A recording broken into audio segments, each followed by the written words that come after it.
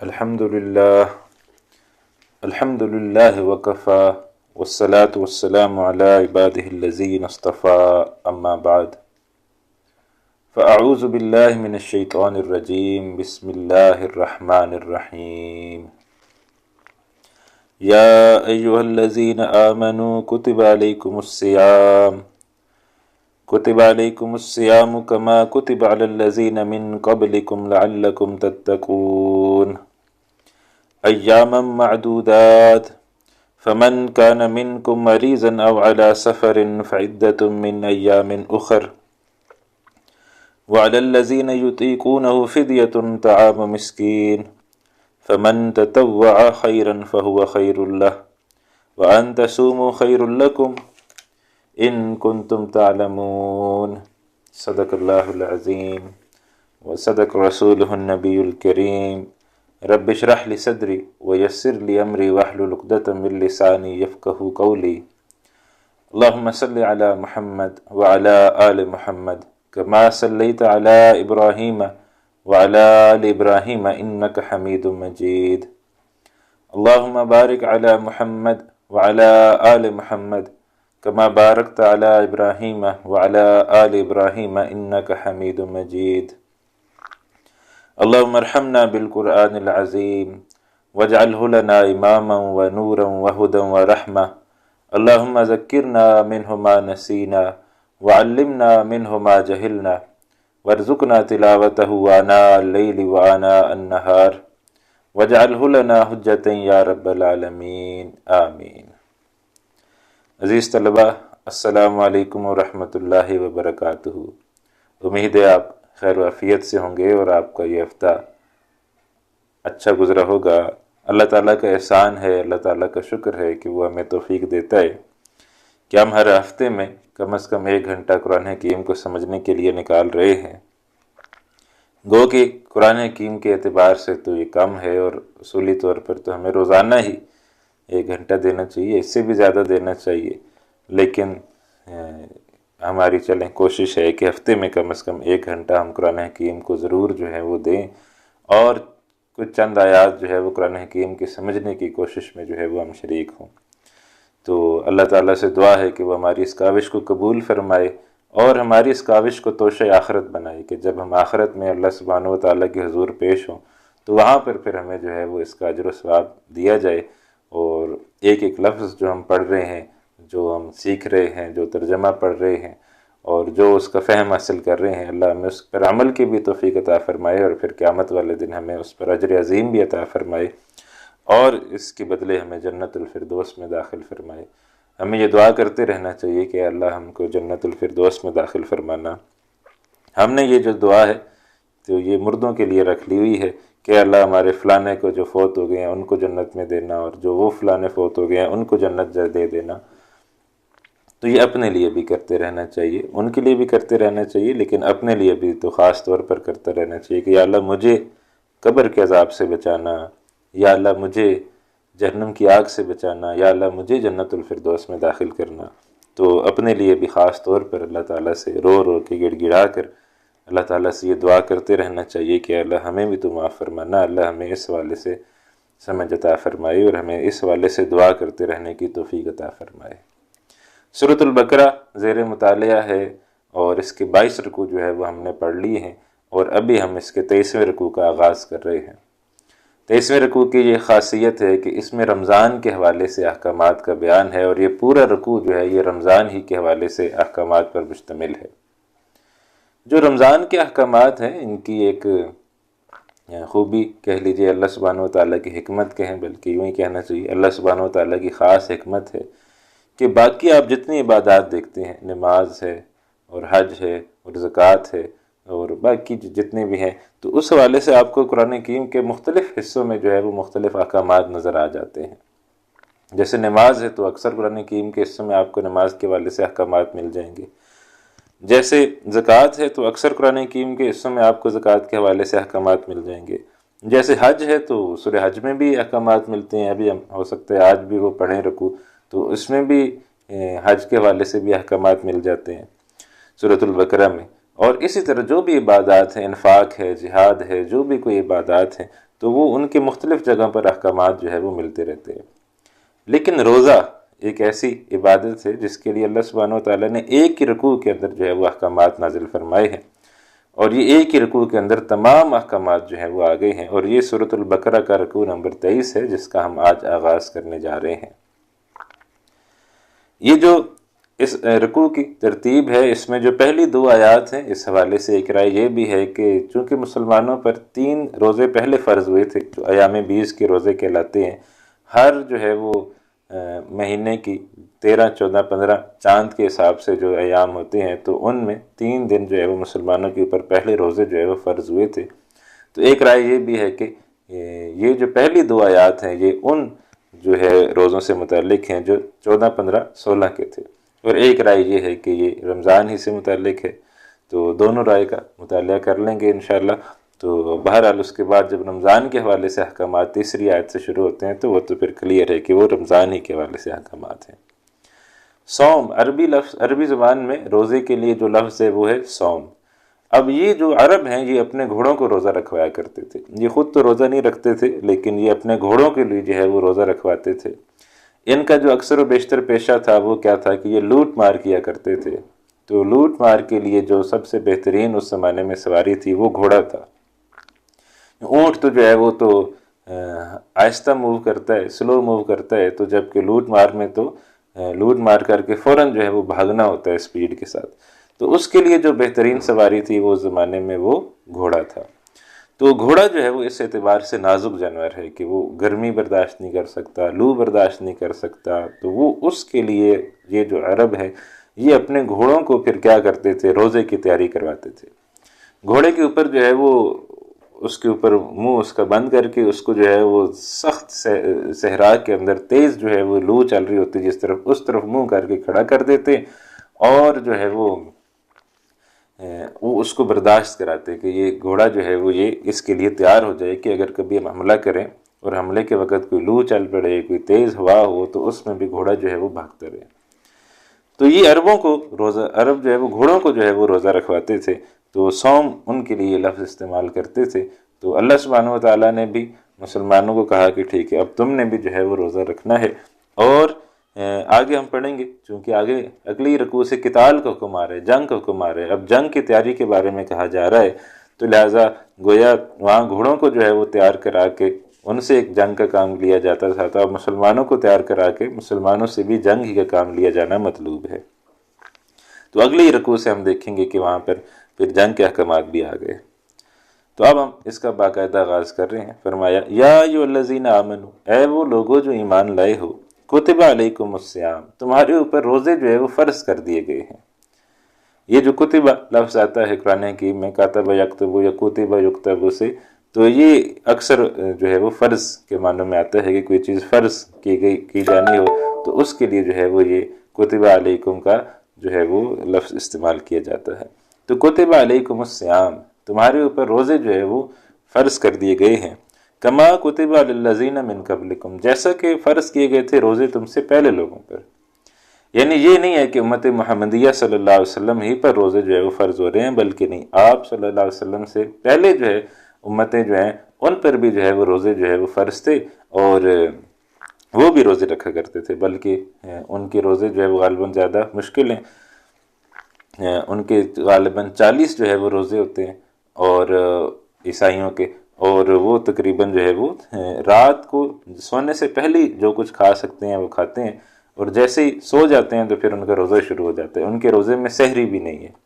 تو پھر پورا دن اگلا دن جو ہے وہ روزہ جو ہے وہ چلتا ہے، اور پھر مغرب کے وقت جو ہے وہ ان کا روزہ افطار ہوتا ہے، اور پھر سونے تک ان کو اجازت ہوتی ہے کھانے پینے کی۔ پھر 40 دنوں میں وہ زن و شور کا تعلق بھی جو ہے وہ قائم نہیں کر سکتے کہ میاں بیوی ایک دوسرے کے قریب نہیں آ سکتے۔ تو یہ 40 دن یعنی ایک اعتبار سے ہمارے روزے سے کافی مشکل روزہ تھا، تو اللہ سبحانہ وتعالیٰ نے ہمارے روزے کو تو ان کے روزے کے اعتبار سے کافی آسان کیا ہے۔ تو کتب علیکم الصیام کما کتب علی الذین من قبلکم، روزہ تم پر فرض کر دیا گیا ہے جیسا کہ تم سے پہلے لوگوں پر فرض کیا گیا تھا، اور اس کا حاصل کیا ہے، لعلکم تتقون، تاکہ تم بچو اللہ تعالیٰ کی نافرمانی سے، کہ اللہ سبحانہ وتعالیٰ کی نافرمانی سے جو ہے وہ تم بچ جاؤ، اس کے لیے جو روزے جو ہیں وہ تمہارے اوپر فرض کر دیے گئے ہیں۔ ہم انشاءاللہ تھوڑا آگے چلیں گے تو مزید سمجھیں گے کہ یہ کیا مراد ہے۔ فمن ایام معدودات، یہ گنتی کے چند دن ہیں۔ اب یہ جو لفظ آیا یہاں پر کہ یہ گنتی کے چند دن ہیں، تو اسی پر سے جو ہے وہ یہ رائے قائم کی گئی کہ یہ ایام 20 کے روزوں کے بارے میں آیات ہے، کہ معدودات جو ہے وہ 9 سے کم پر اس کا اطلاق ہوتا ہے۔ تو ایام معدودات گنتی کے چند دن ہیں، تو یہ 3، 13، 14، 15 جو چاند کی تاریخ ہوتی ہے تو اس کے حوالے سے محسوس ہوتا ہے کہ یہ اسی کے حوالے سے احکامات ہیں۔ فمن کان منکم مریضا او علی سفر، پھر تم میں سے جو کوئی ہو بیمار یا ہو سفر پر، فعدۃ من ایام اخر، تو گنتی پوری کرنا ہے دوسرے دنوں میں، یعنی جو کوئی بیمار ہو، جو کوئی مریض ہو تو وہ دوسرے دنوں میں جو ہے وہ گنتی پوری کر سکتا ہے۔ یعنی یہ بھی سہولت دے دی گئی، ایسا نہیں ہے کہ اب روزہ فرض ہو گیا ہے تو اب تم جس بھی کیفیت میں ہو، بخار ہو 104 یا سفر درپیش ہو یا کوئی اس قسم کی حالت ہو تو نہیں جی تم نے روزہ رکھنا ہی رکھنا ہے، نہیں، بلکہ سہولت جو ہے وہ دے دی گئی اور کہا گیا کہ فمن کان منکم مریضا او علی سفر فعدۃ من ایام اخر، مریض ہو، بیمار ہو یا سفر میں ہو تو کیا کرو، گنتی جو ہے وہ دوسرے دنوں میں پوری کر لو۔ وعلی الذین یطیقونہ فدیۃ طعام مسکین، اور ان پر جو طاقت رکھتے ہیں روزہ رکھنے کی اور اس کے باوجود بھی وہ روزہ نہ رکھیں تو فدیۃ طعام مسکین، ان کے لیے فدیہ ہے ایک مسکین کو کھانا کھلانا۔ یعنی یہ جو ہے اگر وہ روزہ رکھ سکتے ہیں اور اس کے باوجود ان کے پاس، چونکہ یہ شروع میں ہے تو ان کے پاس ایک آپشن موجود تھا کہ اگر وہ روزہ نہ رکھنا چاہیں تو روزہ جو ہے وہ نہ رکھیں، لیکن روزہ نہیں رکھیں گے تو اس کا کیا بدلہ ہوگا، وہ یہ ہوگا کہ ایک مسکین کو جو ہے وہ کھانا کھلانا ہوگا۔ بعد میں رمضان کے حوالے سے جو احکامات آ گئے تو اس میں پھر یہ آپشن ختم کر دیا گیا کہ یہ جو آپشن تھا کہ اگر دل نہیں کر رہا تو چلو روزہ نہ رکھو، نہیں، اس کے بعد یہ احکامات آ گئے کہ اب ہر صورت جو ہے وہ روزہ رکھنا ہے، رمضان کے روزے ہر صورت جو ہے وہ روزے رکھنے ہیں، وہ اب آپشنل نہیں ہے۔ ہاں، نبی اکرم صلی اللہ علیہ وسلم نے اس جو ہے وہ حکم کو ان لوگوں کے لیے برقرار رکھا ہے، ایسے لوگ جو دائمی مریض ہیں، جیسے کسی کو کوئی شوگر کا مسئلہ ہے یا بلڈ پریشر کا مسئلہ ہے یا دل کا مسئلہ ہے، اور وہ جو ہے وہ اب کبھی بھی اس کا ٹھیک ہونے کا امکان نہیں ہے، کہ یعنی ایک تو بیماری عارضی ہے کہ آج بیمار ہے تو ہفتے بعد ٹھیک ہو جائے گا، لیکن کوئی ایسی دائمی بیماری ہے جو مستقل مریض ہے اور اب مرنے تک امکان نہیں ہے کہ وہ ٹھیک ہوگا، تو اس کے لیے نبی اکرم صلی اللہ علیہ وسلم نے یہ سہولت جو ہے وہ برقرار رکھی ہے کہ وہ پھر ایک مسکین کو کھانا کھلا دے۔ فمن تطوع خیرا فهو خیر له، تو جو کہ خوشی کرے گا نیکی سے تو وہ اس کے لیے بہتر ہے۔ یعنی کیا مراد ہے کہ روزہ بھی رکھ لے اور مسکین کو کھانا بھی کھلا دے، تو یہ دونوں کام اگر کر لے تو یہ اس کے لیے بہتر ہے۔ اور فرمایا وَأَن تَصُومُوا خَيْرٌ لَكُمْ، اگر تم روزہ رکھو تو یہ تمہارے لیے بہتر ہے۔ یعنی بہتری اسی میں ہے کہ تم روزہ رکھ لو، البتہ آپشن پہلے موجود تھا کہ تم اگر روزہ نہیں رکھو تو ایک مسکین کو کھانا کھلا دو، ان کنتم تعلمون، اگر تم جو ہے وہ جانتے ہو۔ اب یہ دو آیات جو ہے وہ مکمل ہوئیں جو ایام 20 کے روزوں کے حوالے سے تھیں۔ اب اس کے بعد جو ہے وہ ہمارے پاس حکم آ رہے رمضان کے روزوں کا۔ شہر رمضان الذی انزل فیہ القرآن، رمضان کا مہینہ تو وہ ہے کہ جس میں قرآن جو ہے وہ نازل کیا گیا۔ یعنی رمضان کے اندر روزے کیوں فرض کیے گئے؟ کسی ربیع الاول میں بھی کیے جا سکتے تھے، شعبان میں بھی کیے جا سکتے تھے، شوال میں بھی کیے جا سکتے تھے، تو کیوں جو ہے وہ رمضان ہی کو سلیکٹ کیا گیا روزوں کے حوالے سے؟ تو اس کی جو ہے وہ وجہ بتائی جا رہی ہے کہ شہر رمضان، رمضان کا مہینہ وہ ہے انزل الذی انزل فیہ القرآن، جس کے اندر قرآن جو ہے وہ نازل کیا گیا۔ اور رمضان میں بھی وہ خاص رات جس کے اندر نازل کیا گیا وہ لیلۃ القدر ہے، اور وہ بھی آتے ہیں کہ انا انزلناہ فی لیلۃ القدر، ہم نے اس کو لیلۃ القدر میں جو ہے وہ نازل کیا ہے۔ وما ادراک ما لیلۃ القدر، اور تم کیا جانو کہ وہ لیلۃ القدر کیا ہے؟ لیلۃ القدر خیر من الف شہر، لیلۃ القدر 1000 مہینوں سے افضل ہے۔ تو وہ اس مبارک رات کے اندر جو ہے وہ قرآن حکیم جو ہے وہ نازل ہوا ہے، اور وہ مبارک رات جو ہے وہ آپ سمجھیے وہ رمضان کے مہینے میں ہے۔ تو یہ قرآن حکیم کے نزول کا مہینہ ہے،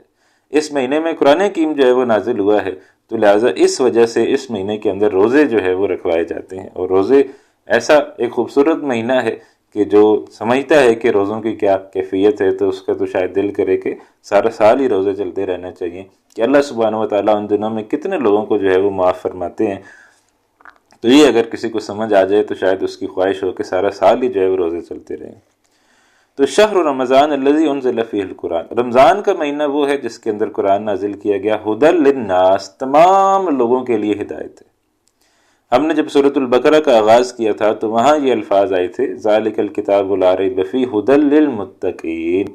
ہدایت ہے یہ متقین کے لیے۔ اور تب میں نے یہ کہا تھا کہ کبھی اللہ نے چاہا تو سورۃ البقرہ کا جب ہم رکوع نمبر 23 پڑھیں گے تو وہاں پر الفاظ آئیں گے ہدی للناس۔ تو الحمدللہ اللہ تعالیٰ نے اتنی ہمت توفیق طاقت دی ہے کہ آج ہم سورۃ البقرہ کے رکوع نمبر 23 پر بھی پہنچ گئے ہیں۔ تو یہاں پر اب ہم یہ الفاظ پڑھ رہے ہیں کہ ہدی للناس، تمام لوگوں کے لیے ہدایت۔ قرآن حکیم کے اندر پوٹینشلی تمام لوگوں کے لیے ہدایت موجود ہے، کوئی ہندو ہے، کوئی سکھ ہے، کوئی یہودی ہے، کوئی عیسائی ہے، کوئی مسلمان ہے، ہم سب ہیں۔ تو ہم سب کے لیے قرآن حکیم کے اندر پوٹینشلی ہدایت موجود ہے۔ جو بھی اس کو کوئی ہدایت کی نیت سے پڑھے گا اللہ سبحانہ وتعالیٰ اس کو ہدایت دے دیں گے۔ اور کتنے ہی آپ غیر مسلموں کے جو ہے وہ انٹرویو دیکھ لیں کہ وہ ان کی رودات سن لیں کہ وہ کیسے جو ہے وہ مسلمان ہوئے ہیں، تو کسی نے قرآن حکیم جو ہے وہ ان کو تحفے میں دے دیا تھا، تو قرآن پڑھتے پڑھتے وہ جو ہے وہ مسلمان ہو گئے۔ تو ہدی للناس، تمام لوگوں کے لیے جو ہے وہ ہدایت ہے۔ لیکن سوال یہ ہے کہ اس ہدایت سے فائدہ کون حاصل کرتا ہے، اس ہدایت سے نفع کون حاصل کرتا ہے؟ تو وہ وہاں بتایا گیا تھا ہدی للمتقین، ہدایت حاصل وہی کرتے ہیں جو اللہ سے ڈرنے والے ہوتے ہیں۔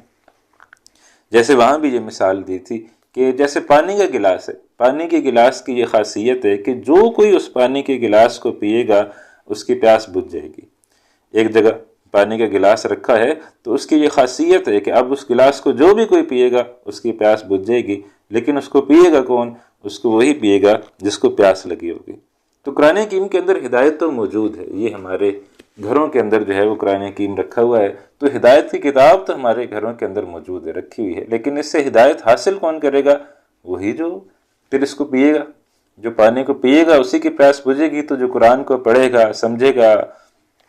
عمل کی کوشش کرے گا تو اسی کے لیے ہدایت ہے۔ جو ہاتھ نہیں لگائے گا، جو بس ایسے ہی دور دور سے دیکھتے رہے گا، تو وہ تو جیسے پانی پھر اس طرح پیاس نہیں بجھا سکتا، تو یہ پھر کیسے ہدایت دے گا کہ جب تک ہم اس کو پڑھیں گے نہیں، جب تک ہم اس کو سمجھیں گے نہیں، جب تک اس پر ہم عمل کی کوشش نہیں کریں گے۔ تو جو بھی کوئی قرآن حکیم کو ہدایت کی نیت سے پڑھے گا اللہ سبحانہ وتعالیٰ اسے ہدایت دیں گے۔ تو ہدی للناس، ہدایت ہے لوگوں کے لیے، وبینات من الہدی والفرقان، اور اس میں واضح دلائل ہیں ہدایت کے لیے بھی اور حق و باطل میں فرق کرنے کے لیے بھی۔ یعنی جو کوئی ہدایت کی نیت سے اس کو پڑھے گا اس کے لیے بھی اس کے اندر واضح دلائل ہے، اور حق اور باطل کے درمیان جو ہے وہ فرق کرنے کے لیے بھی اس کے اندر جو ہے وہ واضح دلائل موجود ہیں۔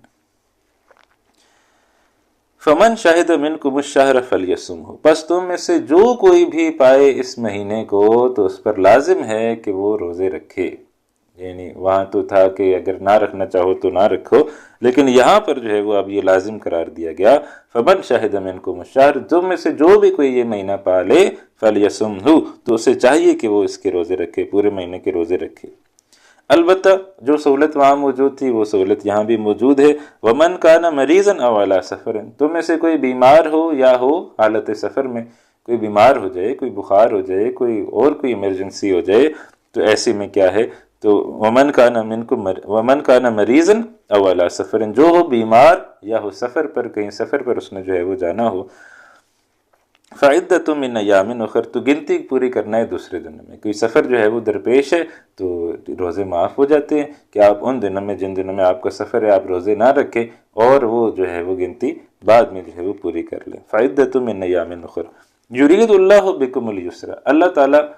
تمہارے لیے آسانی چاہتا ہے، ولا یرید بکم العسر، اللہ سبحانہ و تعالیٰ تمہارے لیے تنگی نہیں چاہتے۔ یہ نہیں کہ اللہ تعالیٰ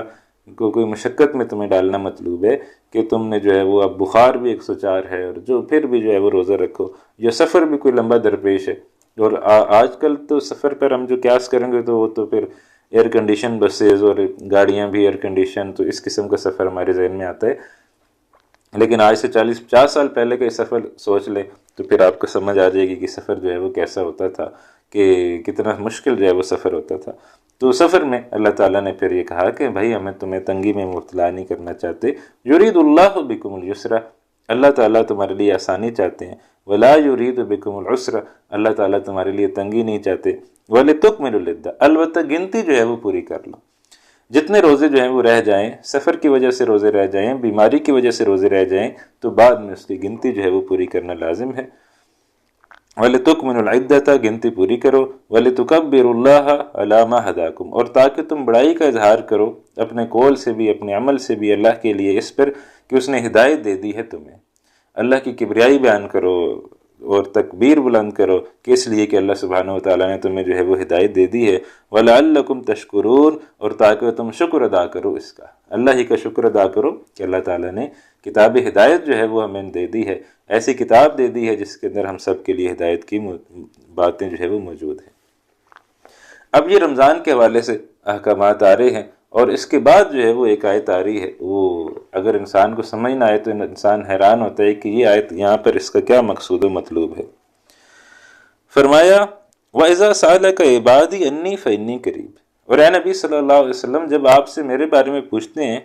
میرے بندے تو کہیے فإنی قریب، میں تو بالکل قریب ہوں، اجیب دعوت الداعی اذا دعان، ہر پکار کا جواب دیتا ہوں جب مجھے پکار لگائی جاتی ہے، فلیستجیبوا لی بس مجھے جو ہے وہ پکارو، ولیؤمنوا بی اور میرے اوپر ہی جو ہے وہ ایمان رکھو، میرا جو ہے وہ کہا مانو، لعلہم یرشدون تاکہ وہ جو ہے وہ ہدایت پا لیں۔ اب یہ آیت جو ہے وہ یہاں پر کیا کر رہی ہے، اس کو جو ہے وہ سمجھنا جو ہے وہ ضروری ہے۔ دیکھیں انسان کو جب اللہ سبحانہ وتعالیٰ نے بنایا تو یہ دو چیزوں کا مرکب ہے، انسان جو ہے وہ کوئی ایک چیز کا مرکب نہیں ہے بلکہ انسان دو چیزوں کا جو ہے وہ مرکب ہے۔ پہلی چیز کیا ہے، وہ ہمارا یہ جسم ہے، یہ ہمارے ہاتھ ہیں، ہمارا چہرہ ہے، ہمارا جسم ہے۔ تو پہلی چیز جو ہے وہ یہ ہے کہ جو ہمیں نظر آتی ہے ہمارا جسم، لیکن ایک دوسری چیز جو ہے جو ہمیں نظر نہیں آتی وہ بھی ہمارے اندر ہے، اور وہ لازم ہے کہ جب تک وہ جو ہے وہ ملے گی نہیں تو وہ انسان کامل نہیں ہوگا، اور وہ ہے انسان کے اندر روح ربانی۔ اور یہ جو روح ربانی ہے سورہ اعراف میں چل کر ہم پڑھیں گے کہ وہاں پر اللہ سبحانہ وتعالیٰ نے یہ ارشاد فرمایا تھا کہ وَإِذَا سَوَّيْتُهُ وَنَفَخْتُ فِيهِ مِن رُوحِي فَقَعُوا لَهُ سَاجِدِينَ، فرشتوں سے جب کہا تھا تو اس وقت یہی کہا تھا کہ میں ایک انسان جو ہے وہ بنا رہا ہوں، اب میں جب اس کو نوک پلک اس کی سوار لوں، اس کو درست کر لوں، پھر جب میں اس کے اندر اپنی روح پھونک دوں، وَنَفَخْتُ فِيهِ مِن رُوحِي جب میں اس کے اندر اپنی روح جو ہے وہ پھونک دوں، فَقَعُوا لَهُ سَاجِدِينَ پھر تم سب نے جو ہے وہ اس کو سجدہ کرنا ہے۔ تو ہمارے اندر جو ہے وہ روح ربانی جو ہے وہ موجود ہے، اور وہ روح جو ہے وہ اس کا بھی ایک اپنا وجود ہے کہ وہ جو ہے وہ پھونکی گئی ہے۔ اب ہم جو ہے وہ ہمارا معاملہ کیا ہے کہ اس جسم کو تو ہم جانتے ہیں، البتہ اس روح سے ہم غافل ہیں کہ وہ بھی روح کیا چیز ہے، وہ کدھر ہے، کہاں ہوتی ہے، کیسے ہوتی ہے۔ حالانکہ جس طرح اس جسم کو غذا کی ضرورت ہے اسی طرح اس روح کو بھی غذا کی ضرورت ہے۔ یہ جسم جو ہے یہ کہاں سے بنا ہے، یہ مٹی سے بنا ہے۔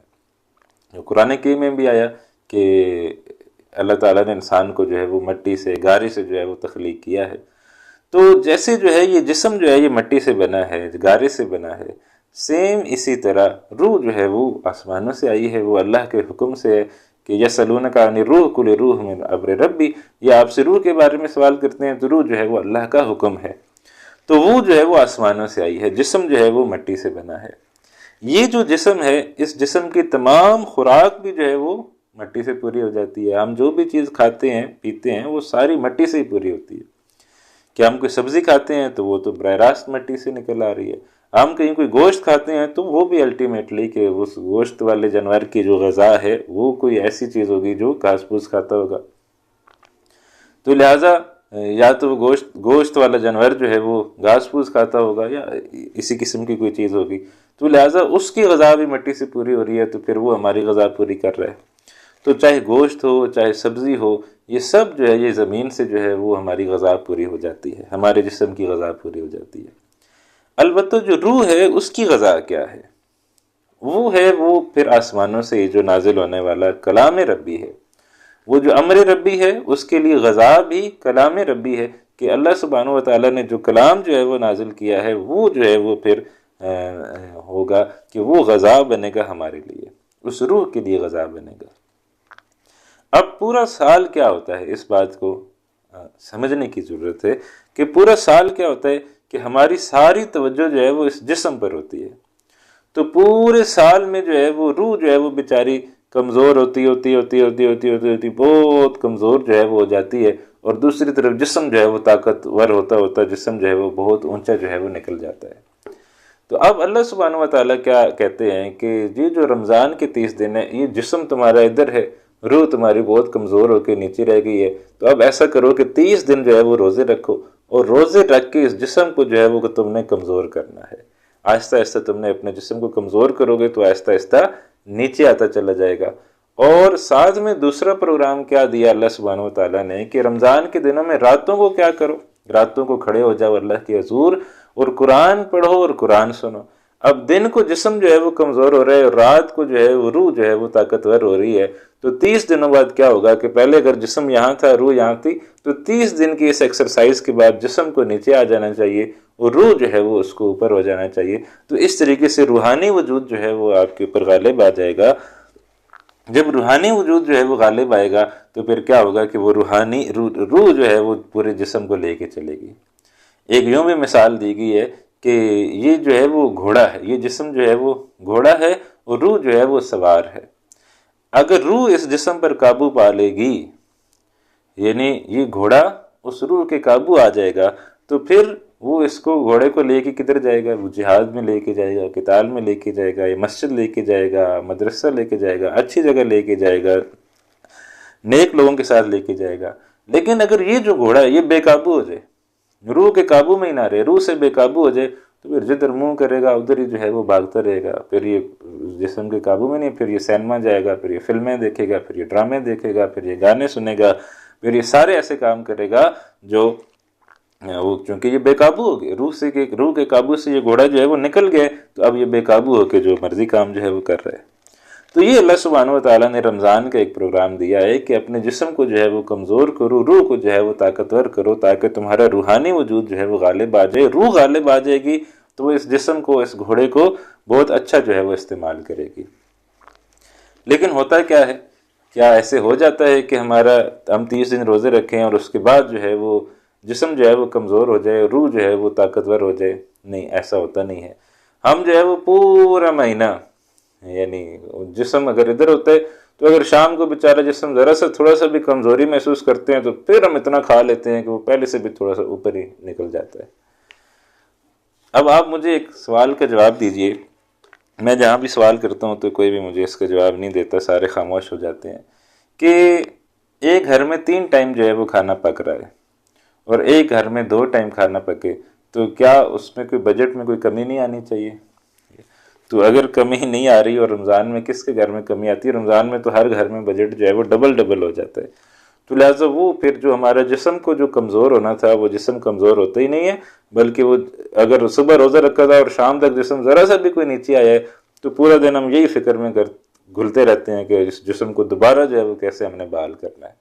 تو دوبارہ جو ہے وہ شام کو اتنا کھا پی کے پھر جو ہے وہ تگڑے ہو جاتے ہیں، اور پھر جسم اسی طرح، اور پھر جسم اتنا طاقتور ہو جاتے ہیں، روح اتنی بیچاری تڑپ جاتی ہے، کمزور ہو جاتی ہے کہ مغرب کی نماز ہی رہ جاتی ہے،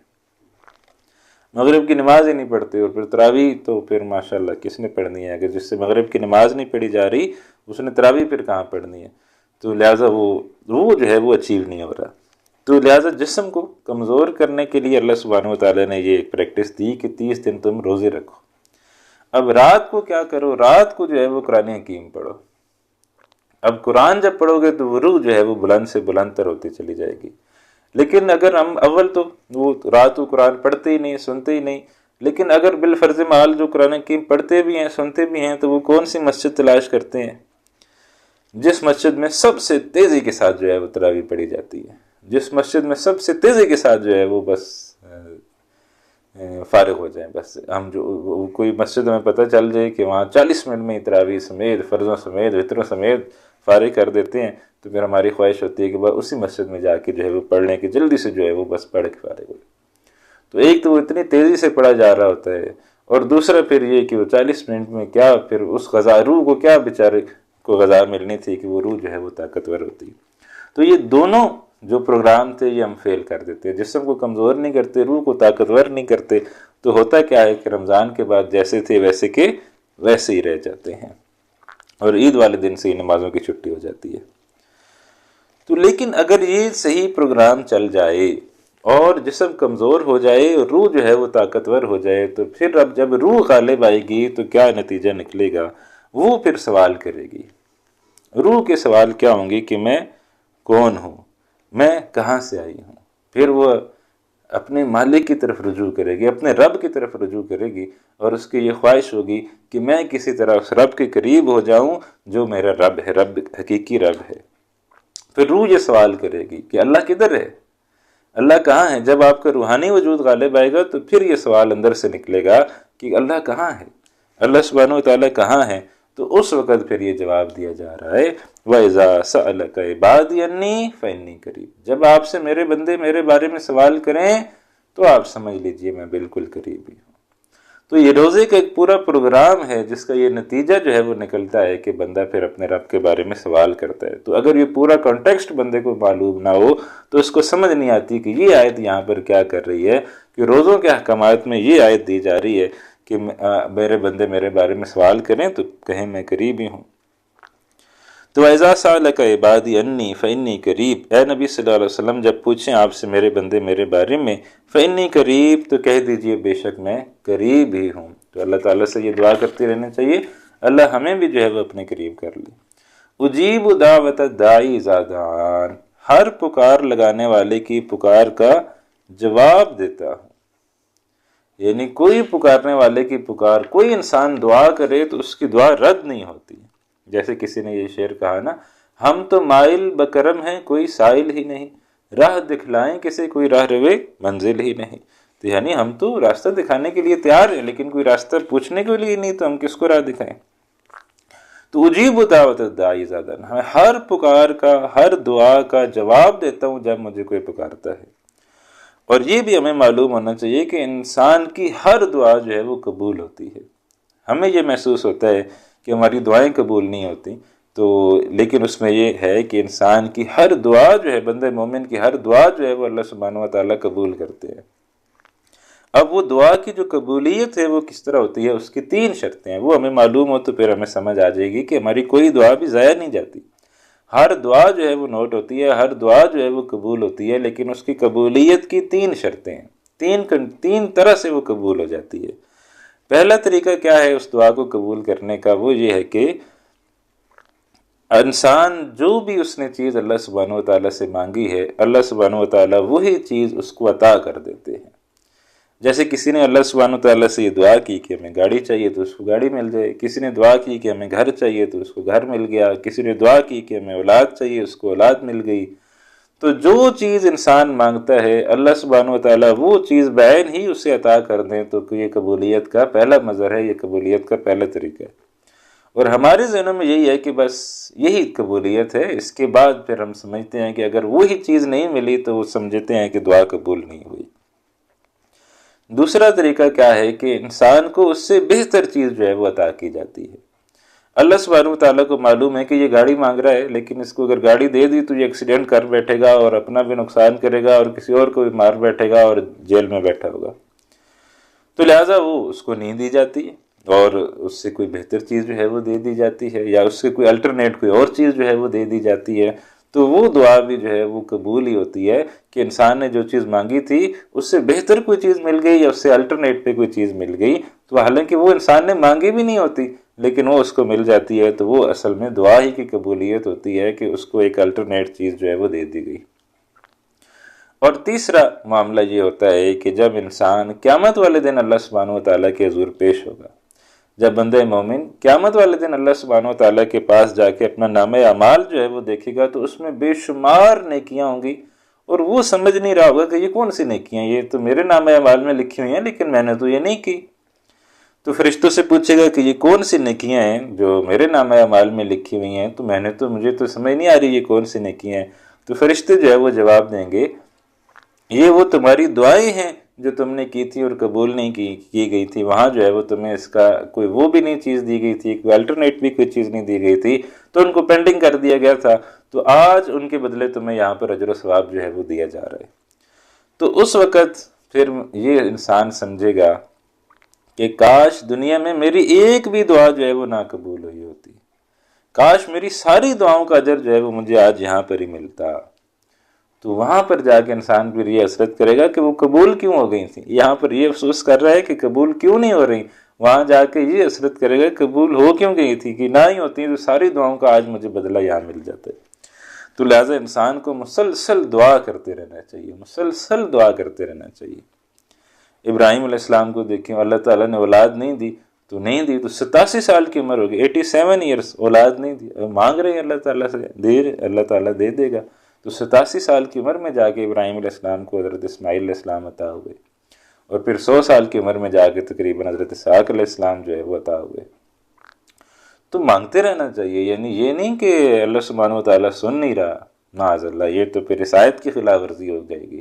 اللہ تعالیٰ سن رہے ہیں، جواب دیتے ہیں، آپ مانگتے رہیں، مانگتے رہیں، مانگتے رہیں، جو دعا آپ کی نہیں قبول ہو رہی بس مانگتے رہیں، مانگتے رہیں، مانگتے رہیں، انشاءاللہ وہ قبول ہوگی۔ اور اگر قبول نہ بھی ہوئی تو قیامت والے دن تو بے شمار اجر ہمیں جو ہے وہ مل جائے گا۔ تو لہٰذا کبھی بھی انسان کو اس حوالے سے مایوس نہیں ہونا چاہیے کہ میری دعائیں جو ہیں وہ قبول نہیں ہو رہی، بس دعائیں مسلسل جو ہے وہ کرتے رہنا چاہیے۔ تو اجیب دعوت الداعی اذا دعان، میں قبول کرتا ہوں ہر پکارنے والے کی پکار جب بھی وہ مجھے پکارتا ہے۔ اس میں یہ بھی ایک تصور ہے کہ بھائی اللہ سبحانہ و تعالیٰ قریب ہے۔ یہ جو ایک تصور ہے کہ اللہ تو بڑے دور ہے، بہت دور ہے، بہت دور ہے، اس تک تو تم انسان جو ہے تم بڑے گناہ گار ہو، تم نہیں پہنچ سکتے، تو کسی اور جو ہے وہ کوئی پہنچے ہوئے کو جو ہے وہ تلاش کرو کہ وہ بھی تمہیں پہنچا دے۔ تو اللہ کہہ رہے ہیں میں بالکل جو ہے وہ تمہارے قریب ہوں۔ فَلْيَسْتَجِيبُوا لِي، اب کیا ہے، کنڈیشن کیا لگائی جا رہی ہے؟ انہیں بھی چاہیے کہ وہ بھی میرا کہنا مانے، میں ان کے بالکل قریب ہوں تو انہیں بھی تو چاہیے نا کہ میرا کہا مانے۔ وَلْيُؤْمِنُوا بِي، اور ایمان رکھیں مجھ ہی پر، لَعَلَّهُمْ يَرْشُدُونَ، تاکہ وہ جو ہے وہ ہدایت پا لیں۔ تو یعنی میں ان کی دعائیں قبول کرتا ہوں، میں ان کی دعائیں سنتا ہوں، انہیں بھی چاہیے کہ وہ مجھے میرا ہی کہا مانے، میری ہی باتیں مانے، میری احکامات کو مانے، اور مجھ پر ایمان رکھیں تاکہ وہ جو ہے وہ ہدایت پا لیں۔ تو یہاں پر اللہ سبحانہ و تعالیٰ میں یہ سمجھا رہے ہیں کہ تمہاری کوئی بھی دعا جو ہے وہ قبول رد نہیں ہوتی، تمہاری ساری دعائیں جو ہے وہ اللہ سبحانہ و تعالیٰ قبول کرتے ہیں۔ اس کے بعد پھر جو ہے وہ دوبارہ کچھ جو ہے وہ احکامات آ رہے ہیں رمضان کے روزوں کے حوالے سے۔ فرمایا احل لکم لیلۃ الصیام الرفث الی نسائکم، حلال کر دیا گیا تمہارے لیے روزے کی رات میں جانا اپنی بیویوں کے پاس۔ جیسے پہلے یہ بات آئی تھی کہ سابقہ شریعتیں جو ہیں وہ یہود ہیں یا عیسائیت ہیں، ان کے ہاں رات کو بھی بیوی کے پاس نہیں جا سکتے تھے، تو وہ جو ہے وہ یعنی اتنا سخت روزہ تھا کہ رات کو بھی تعلق نہیں قائم کر سکتے تھے۔ تو یہاں اب اس کی اجازت دی جا رہی ہے کہ احل لکم لیلۃ الصیام الرفث الی نسائکم، حلال کر دیا گیا ہے تمہارے لیے رمضان کی راتوں میں اپنی بیویوں کے پاس جانا۔ ہن لباس لکم وانتم لباس لہم، تم ان کے لیے لباس کی مانند ہو، وہ تمہارے لیے لباس کی مانند ہے۔ لباس جو ہے وہ جسم کے قریب ترین ہوتا ہے، یعنی جس طرح میرا یہ لباس ہے یہ میرے جسم کے قریب ترین لباس ہی ہے۔ تو گویا میاں بیوی کو ایک دوسرے کا لباس کہہ کے یہ بات کہی گئی کہ میاں بیوی ایک دوسرے کے قریب ترین ہوتے ہیں۔ پھر یہ جو لباس ہے یہ حفاظت کرتا ہے جسم کی سردی سے، گرمی سے۔ ابھی گرمیاں ہیں تو گرمیوں والا لباس، ابھی سردیاں آ جائیں گی تو کوئی جیکٹ وغیرہ وہ والا لباس پہنیں گے۔ تو لباس جو ہے وہ جسم کی حفاظت کرتا ہے، تو اسی طریقے سے میاں بیوی ایک دوسرے کے جسم کی حفاظت کرتے ہیں۔ پھر لباس جو ہے وہ جسم کی خوبصورتی کو نمایاں کرتا ہے کہ میں انسان جو ہے وہ جتنا اچھا اور خوبصورت لباس پہنے گا، جتنے کوئی شاہانہ لباس ہم دیکھتے ہیں تو اتنے ہی ہم کہتے ہیں یار کیا اس نے خوبصورت لباس جو ہے وہ پہنا ہے، کیا خوبصورت جو ہے وہ لگ رہا ہے یا لگ رہی ہے، اور کیا خوبصورت اس نے جو ہے وہ لباس پہنا ہوا ہے۔ تو جسم کی خوبصورتی میں جو ہے وہ اضافہ کرتا ہے لباس، تو میاں بیوی ایک دوسرے کی خوبصورتی میں اضافہ کرتے ہیں۔ اور سب سے جو اہم چیز خاصیت ہوتی ہے لباس کی کہ لباس عیبوں کی پردہ پوشی کرتا ہے۔ میرے یہاں پر کوئی پھوڑا بنا ہوا ہے، کوئی پھنسی بنی ہوئی ہے، تو وہ کسی دوسرے کو نہیں، وہ پردہ ڈال دے گا لباس کہ وہ کسی کو نظر نہیں آئے گا اور وہ جو ہے وہ چھپ جائے گا۔ تو لہٰذا انسان کے اندر جو کمیاں، جو کوتاہیاں جو ہوتی ہیں، تو میاں بیوی ایک دوسرے کی کمیوں کوتاہیوں کو چھپانے والے ہوتے ہیں، ایک دوسرے کے عیبوں کی حفاظت کرنے والے ہوتے ہیں، ایک دوسرے کی پردہ پوشی کرنے والے ہوتے ہیں۔ تو یہ 3-4 چیزیں جو لباس کے حوالے سے کہیں کہ یہ جسم کے قریب ہے، حفاظت کرتا ہے سردی گرمی سے، جسم کو خوبصورت بناتا ہے، عیبوں کی پردہ پوشی کرتا ہے، تو یہ اتنی چیزیں لباس کے اندر موجود ہیں۔ تو کہا گیا ہن لباس لکم وانتم لباس لہن، تم ان کے لیے لباس کی مانند ہو، وہ تمہارے لیے لباس کی مانند ہیں، یعنی یہ ساری خوبیاں تم ایک دوسرے کے لیے رکھو اور رکھنی چاہیے۔ عالم اللہ انکم کنتم تختانون انفسکم، جانتے اللہ کہ تم ان کے پاس جا کر خیانت کرتے تھے اپنے آپ سے. یعنی صحابہ کرام کو جب یہ روزے کے احکامات آئے تو رات کو تو بیوی کے پاس جانے کی اجازت نہیں تھی، لیکن وہ پھر بھی جو ہے وہ جاتے تھے. تو لیکن پھر بھی ان کے دل میں یہ بات ہوتی تھی کہ پتہ نہیں جانا ہے یا نہیں جانا، کیونکہ سابقہ شریعت میں تو نہیں جانا تھا. تو لیکن اب اس نئی شریعت میں، شریعت محمدیہ صلی اللہ علیہ وسلم میں اس کا کیا حکم ہے وہ ان کو معلوم نہیں تھا، کیونکہ ابھی یہ آیات نہیں نازل ہوئی تھی. تو لہٰذا وہ جو ہے وہ چلے جاتے تھے. تو کہا گیا عالم اللہ انکم کنتم تختانون انفسکم، جانتا ہے اللہ کہ تم ان کے پاس جا کر خیانت کرتے تھے اپنے آپ سے. فتاب علیکم وعفی عنکم، بس اس نے نظر کرم فرمائی تم پر اور تم کو جو ہے وہ معاف کر دیا. یعنی تم جو رات کو یہ کرتے رہے تھے، جاتے رہے تھے، تو بہرحال اللہ تعالیٰ نے اس کو معاف کیا ہے. فلا نباشروہن، سو اب آؤ اور ملو ان سے، مباشرت کرو ان سے. وابتغوا ما کتب اللہ لکم، اور طلب کرو جو لکھ دیا ہے اللہ نے تمہارے لیے. یعنی یہاں کیا مراد ہے؟ اولاد، کہ اولاد کی جو ہے وہ اصول کی کوشش کرو رمضان کی راتوں میں. ان تعلق قائم کرو گے تو اولاد کی طلب ہوگی. وَكُلُوا وَاشْرَبُوا، اور کھاؤ اور پیو. حَتَّى يَتَبَيَّنَ لَكُمُ الْخَيْطُ الْأَبْيَضُ مِنَ الْخَيْطِ الْأَسْوَدِ مِنَ الْفَجْرِ، یہاں تک کہ نمایاں ہو جائے تمہارے لیے صبح کی سفید دھاری رات کی سیاہ دھاری سے فجر کے وقت. یعنی وہ جو سفیدہ جو ہے وہ پھوٹ پڑے، یعنی صبح جو ہے وہ ہو جائے. تو یہ آج کل تو بہرحال یہ گھڑیاں اور یہ کیلنڈر اور سب کچھ موجود ہے، تو پورے کیلنڈر جو ہے وہ بنے ہوتے ہیں کہ کس وقت جو ہے وہ سحری کا وقت ختم ہو جائے گا. تو اس سحری کے وقت کے ختم ہونے سے پہلے جو ہے وہ انسان نے ہم نے کیا کرنا ہوتا ہے کہ روزے کو ختم کر لینا ہوتا ہے. ہم انتظار کر رہے ہوتے ہیں کہ اذان ہو جائے تو پھر پانی پیئیں گے، تو وہ اذان تو بعد میں ہوتی ہے. تو اس سے پہلے جو ہے وہ آپ نے اپنے سحری کو مکمل کر لینا ہے. 2-4-5 منٹ پہلے جو ہے وہ کوشش کر لیں کہ اپنے سحری جو ہے وہ مکمل کر لیں. ثم اتموا الصیام الی اللیل، پھر روزے کو پورا کرو رات تک. یعنی پھر روزہ جو ہے وہ اب یہ سورج نکلنے سے پہلے جو ہے وہ روزہ کا حالت جو ہے وہ شروع ہو گئی، اور فجر کی اذان سے پہلے جو ہے وہ روزہ جو ہے وہ تم نے رکھ لینا ہے. اس کے بعد جو ہے وہ روزے کا ٹائم شروع ہو گیا، اور یہ ٹائم کہاں تک چلے گا؟ جب تک سورج غروب نہیں ہو جاتا اور رات نہیں آ جاتی، تب تک تو تم نے جو ہے وہ روزے کو مکمل کرنا ہے. وَلَا تُبَاشِرُوهُنَّ وَأَنْتُمْ عَاكِفُونَ فِي الْمَسَاجِدِ، اور نہ ملو بیویوں سے جب تم حالت اعتکاف میں ہو مسجدوں میں. یعنی جب اعتکاف کی حالت میں مسجد میں ہو تو پھر بیویوں سے مت ملو. تِلْكَ حُدُودُ اللَّهِ فَلَا تَقْرَبُوهَا، یہ اللہ تعالیٰ کی طے کردہ حدیں ہیں، بس تم ان کے قریب بھی مت جاؤ. كَذَلِكَ يُبَيِّنُ اللَّهُ آيَاتِهِ لِلنَّاسِ، اسی طرح سے واضح فرماتا ہے اللہ اپنے آیات لوگوں کے لیے، لعلہم یتقون، تاکہ وہ اللہ کی نافرمانی سے بچ سکے. تو یہ روزے کے حوالے سے چند مزید احکامات آ گئے. اور اب آخری آیت جو ہے وہ بڑی ہی اہم ہے کہ اللہ سبحانہ و تعالیٰ فرما رہے ہیں کہ ایک روزہ تو وہ ہے جو ہم نے تمہیں ان دنوں میں رکھوایا ہے، 30 دنوں میں رکھوایا ہے، اور اب ایک روزہ زندگی بھر کا روزہ ہے. ان 30 دنوں میں ہم نے تمہارے لیے حلال چیزیں بھی حرام کر دی. پانی حلال ہے، لیکن ان 30 دنوں میں روزے میں آپ پانی نہیں پی سکتے، حرام ہو جاتا ہے. کھانے پینے کی حلال چیزیں بھی آپ کھا نہیں سکتے، کیونکہ روزے کے دوران پھر وہ روزہ ٹوٹ جائے گا. تو جس طرح تم نے حلال سے بھی اجتناب کیا ہے ان 30 دنوں میں، اب بقیہ 11 مہینوں میں تم نے حرام سے اجتناب کرنا ہے. اب بقیہ 11 مہینوں میں تم نے حرام کو حرام سمجھ کے جو ہے وہ اس سے دور رہنا ہے. تو یہ زندگی بھر کا ایک روزہ 30 دنوں کا ہے، ایک روزہ زندگی بھر کا ہے. اس کی طرف اشارہ کیا جا رہا ہے وَلَا تَأْكُلُوا أَمْوَالَكُمْ بَيْنَكُمْ بِالْبَاطِلِ، نہ کھایا کرو مال آپس میں ایک دوسرے کا ناجائز طریقے سے. وَتُدْلُوا بِهَا إِلَى الْحُكَّامِ، اور نہ ہی ذریعہ بناؤ انہیں بطور رشوت دے کر حکام تک رسائی کا، کہ اس کے ذریعے تم غلط کام جو ہے وہ کروا لو.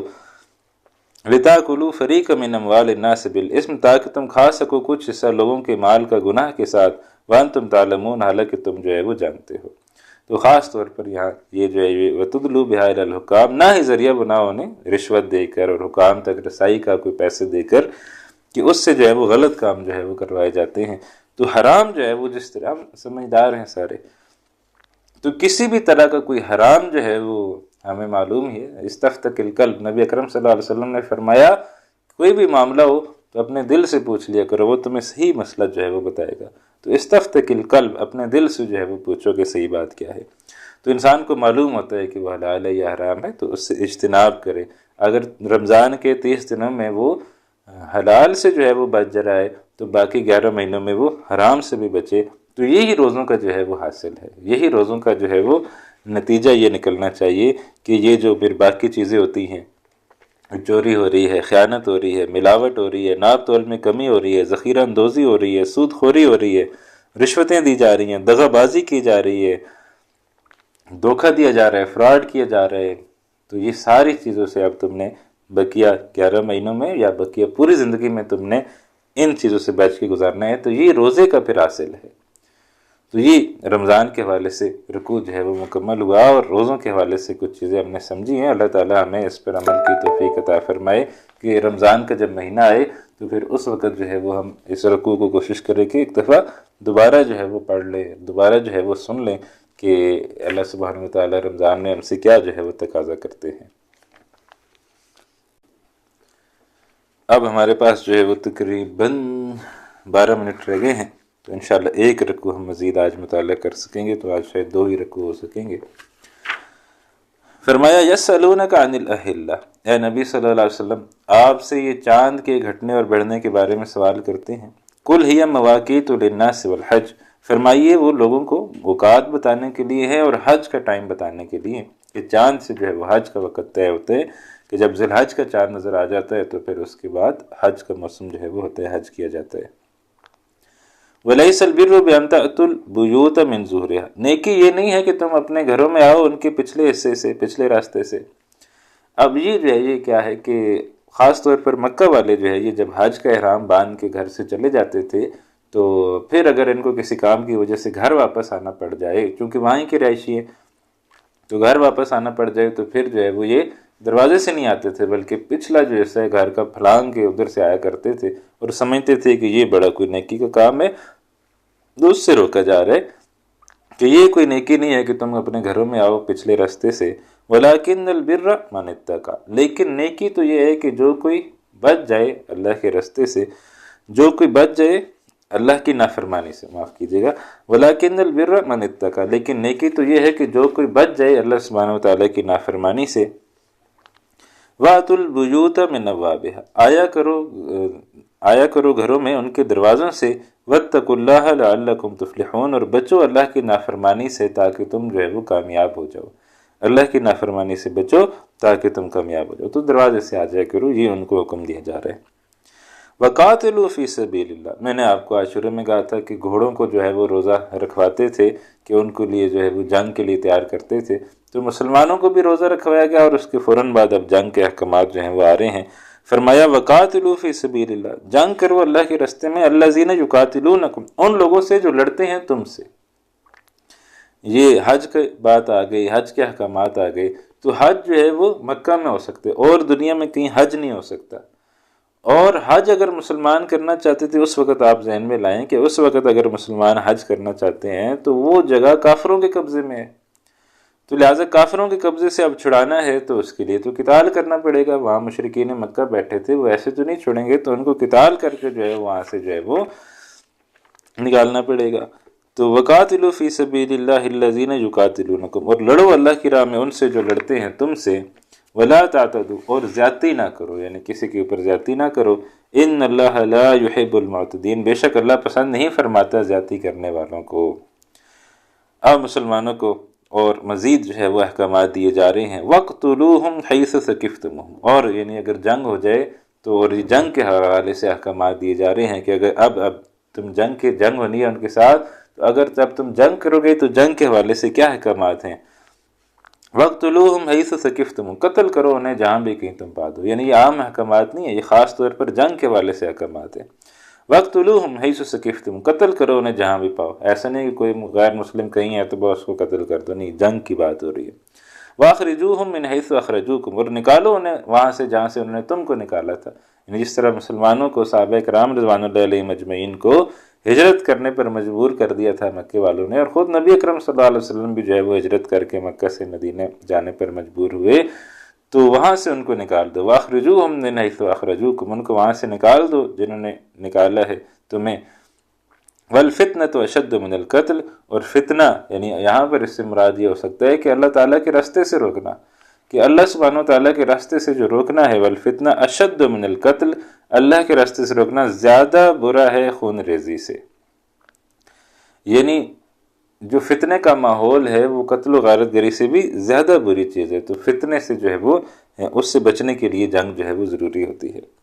وَلَا تُقَاتِلُوهُمْ عِنْدَ الْمَسْجِدِ الْحَرَامِ، اور ان سے مت لڑو مسجد حرام کے قریب، حَتَّى يُقَاتِلُوكُمْ فِي، یہاں تک کہ وہ تم سے جنگ کریں،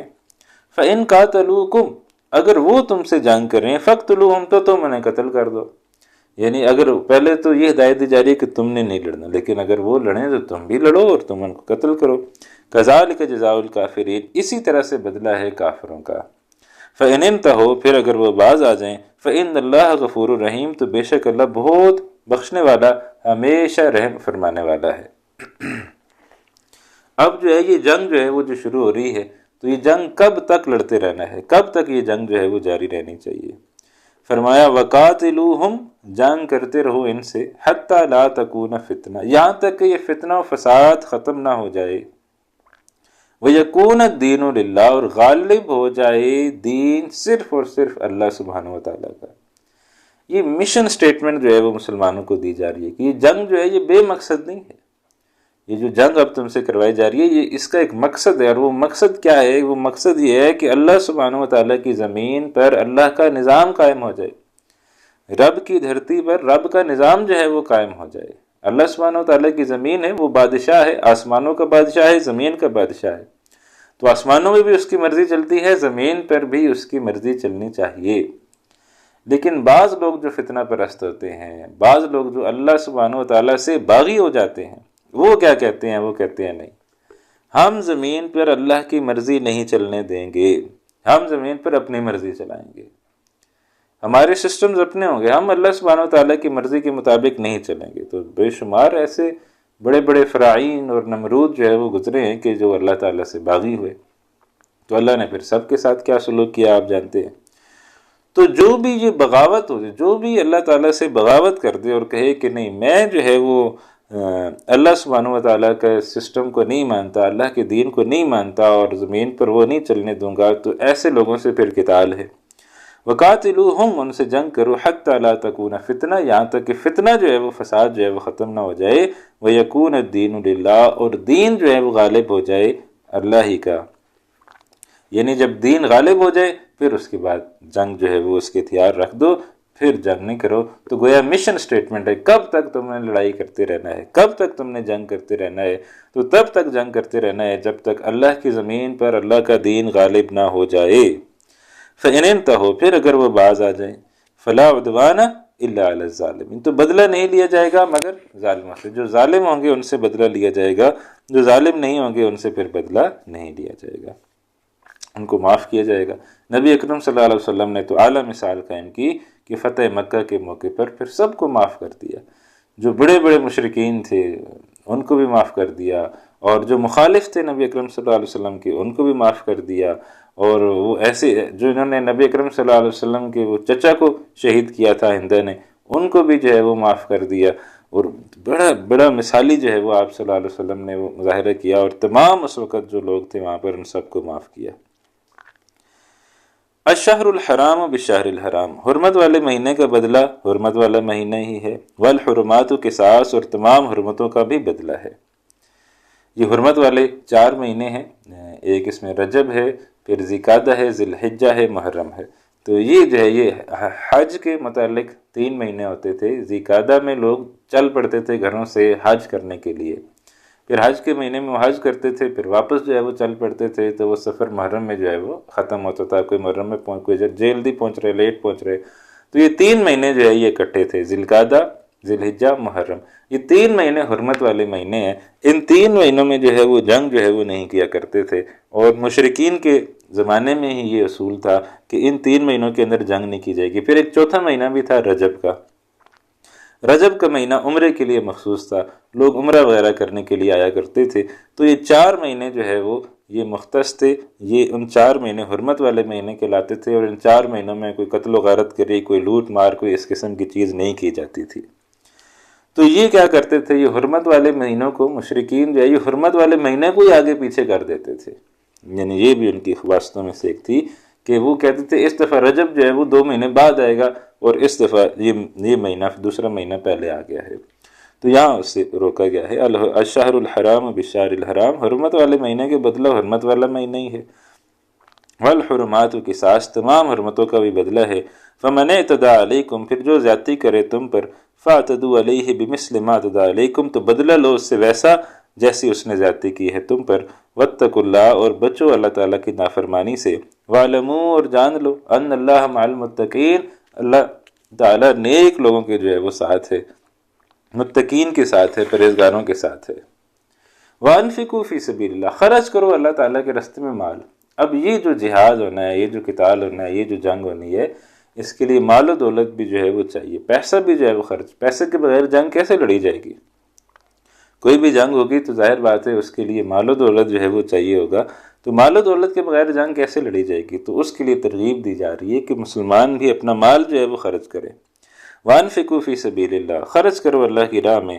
ولا تلقوا بایدیکم الی التہلکہ، نہ ڈالو خود اپنے آپ کو اپنے ہاتھوں ہلاکت میں، یعنی تم اگر مال نہیں خرچ کرو گے، جنگ کے لیے اوزار نہیں خریدو گے، تو وہ جب تمہارے اوپر حملہ آور ہوں گے تو پھر وہ تمہیں قتل کریں گے اور وہ تمہیں نقصان پہنچائیں گے۔ پھر وہ تمہیں یہ نہیں دیکھیں گے کہ ان کے پاس جو ہے وہ ہتھیار نہیں ہے تو ان کو کچھ نہیں کہتے، نہیں، پھر وہ تمہیں نقصان پہنچائیں گے۔ تو تم بھی جنگ کی تیاری کرو، جب تم جنگ کی تیاری کرو گے تو وہ تم حفاظت میں رہو گے، تم کمزور ہوگے تو پھر تمہیں کوئی بھی آ کے قتل وغیرت قتل کرے گا۔ تو ولا تلقوا بایدیکم الی التہلکہ، نہ ڈالو اپنے آپ کو ہلاکت میں۔ اسی آیت سے علماء نے یہ بھی استدلال کیا ہے کہ خودکشی جو ہے وہ حرام ہے، کہ یہاں اللہ تعالیٰ نے کہا اپنے ہاتھوں اپنے آپ کو قتل مت کرو۔ واحسنوا، اور نیکی کرتے رہا کرو، ان اللہ یحب المحسنین، بے شک اللہ پسند کرتا ہے نیکی کرنے والوں کو۔ وَأَتِمُّوا الْحَجَّ وَالْعُمْرَةَ لِلَّهِ، اب پھر کچھ حج اور عمرے کے احکامات، اور پورا کرو حج اور عمرہ اللہ کی رضا کے لیے۔ فَإِنْ أُحْصِرْتُمْ، پھر اگر تم روک دیے جاؤ، کسی وجہ سے وہاں نہ پہنچ پا رہے ہو حج کے لیے عمرے کے لیے، اور کسی جگہ راستے میں روک دی گئے ہو، فَمَا اسْتَيْسَرَ مِنَ الْهَدْيِ، تو جو میسر ہو قربانی میں سے وہ آگے بھیج دو، یعنی قربانی جو ہے وہ کرو۔ ولا، آگے جانور آگے بھیج دو۔ ولا تحلقوا رؤوسکم، اور نہ منڈاؤ اپنے سر، حتی یبلغ الہدی محلہ، یہاں تک کہ پہنچ جائے قربانی کا جانور اپنے مقام پر، یعنی آپ تو نہیں جا سکے لیکن جانور بھیج دیا تھا، اب وہ جانور جو ہے وہ جب قربان ہو جائے تو پھر اپنا سر منڈوا کے احرام جو ہے وہ کھول لو۔ فمن کان منکم مریضا، پھر اگر تم میں سے کوئی بیمار ہو، او بہ عظم من رأسی، یا اسے کچھ تکلیف ہو اپنے سر میں، کوئی سر کا مسئلہ ہو اور وہ اس طرح پھروا نہ سکتا، آپ نے دیکھا ہوگا جو بھی حج عمرے پہ جاتا ہے تو وہ پھر سر جو ہے وہ منڈواتا ہے، تو یہ لازمی ہے۔ تو کہا جا رہا ہے کہ فمن کان منکم مریضا، تو اگر کوئی بیمار ہے، او بہ عظم من رأسہ، یا اس کے سر میں کوئی تکلیف ہے کہ وہ سر منڈوائے گا تو وہ کوئی تکلیف جو ہے وہ اسے ہو جائے گی، ففدیۃ من صیام او صدقۃ او نسک، تو پھر اس کا فدیہ کیا ہے؟ اس کا فدیہ یہ ہے کہ وہ روزے رکھے یا صدقہ دے یا قربانی کرے۔ فاذا امنتم، پھر جب تم امن میں ہو جاؤ، فمن تمتع بالعمرۃ الی الحج، تو جس نے فائدہ اٹھایا عمرے کا حج کے ساتھ، یعنی حج تمتع جس کو کہتے ہیں، عمرہ اور حج بھی اکٹھے ہو رہا ہے،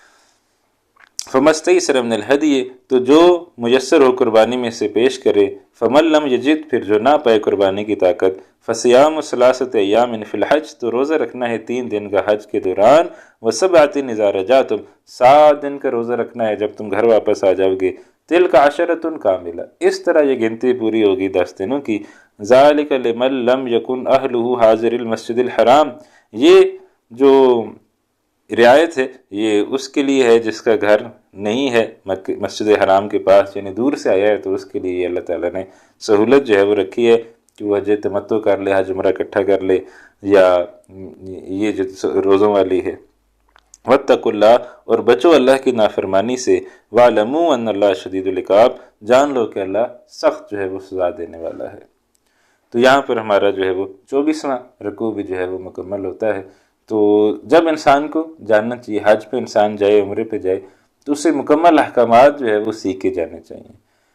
اکثر یہ ہوتا ہے کہ انسان کو معلوم ہی نہیں ہوتا اور وہ حج پہ چلا گیا، معلوم ہی نہیں ہوا وہ عمرے پہ چلا گیا، وہاں جا کے پھر مسائل کا سامنا رہتا ہے کہ اسے پتہ ہی نہیں ہوتا کرنا کیا ہے، اب کیا کرنا ہے ایسے حالات میں، یہاں کیا حکم ہے، یہاں کیا حکم ہے، تو وہاں بے شمار انسان جو ہے وہ غلطیاں کرتے ہیں۔ تو لہٰذا اللہ تعالیٰ اگر کبھی موقع دے، کبھی توفیق دے کہ ہم عمرے پہ جائیں، ہم حج پہ جائیں، تو کوشش کریں کہ تمام جو احکامات ہیں وہ سیکھ کے جائیں، آج کل تو ورکشاپس ہوتی ہیں مختلف جگہوں پر، حج عمرے کی ورکشاپس ہوتی ہیں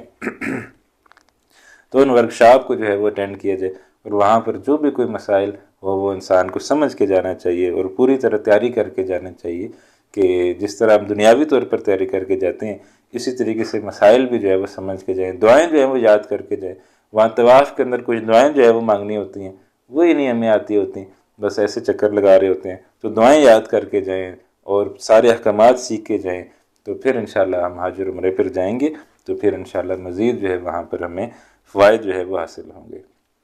تو یہ انشاءاللہ حج کے احکامات ہیں، یہ ابھی آگے چلیں گے، اگلے ہفتے جب ہم اگلا رکوع پڑھیں گے تو اس کے اندر بھی کچھ حج کے احکامات آ رہے ہیں، لیکن ہمارے پاس ظاہر بات ہے یہ موقع نہیں ہے کہ ہم تفصیلات میں جائیں گے، تفصیل میں ہم نہیں جائیں گے، بس ویسے جو ترجمہ ہے وہ کریں گے اور آگے گزر جائیں گے۔ لیکن جب حج کا موقع آئے اور اللہ تعالی ہم میں سے کسی کو توفیق دے کہ وہ حج پہ جائے تو پھر ان رکوعوں کو تفصیل کے ساتھ پڑھے، مطالعہ کرے، تفاسیر کے ساتھ پڑھے، علماء سے ملے، پوچھے، حج کے سارے احکامات پوچھے، پھر حج پر جو ہے وہ جائے، اور پھر جو ہے وہاں جا کے جو ہے وہ اللہ تعالیٰ کے حضور حج کرے اور عمرہ کرے تاکہ اللہ تعالیٰ اس کے حج و عمرے کو قبول فرمائے۔ تو یہ کوشش انسان کو محنت کر کے جو ہے وہ جانی چاہیے۔ تو آج 2 ہی رکوع ہو سکے ہیں، رمضان کا جو رکوع تھا وہ ذرا لمبا ہو گیا، تو اب ہمارا ٹائم بھی جو ہے وہ مکمل ہو گیا، تو آج ہم یہاں پر ہی رک رہے ہیں۔ اللہ تعالیٰ ہمارا یوں پڑھانا اپنی بارگاہ میں قبول و منظور فرمائے۔ مجھے دعاؤں میں اپنی یاد رکھا کریں، اللہ تعالیٰ ہم سب کو اپنے حفظ و امان میں رکھے، اللہ تعالیٰ ہم سب کا سنانا قبول و منظور فرمائے، آمین یا رب العالمین۔ وآخر دعوانا ان الحمد للہ رب العالمین، والسلام علیکم ورحمۃ اللہ وبرکاتہ۔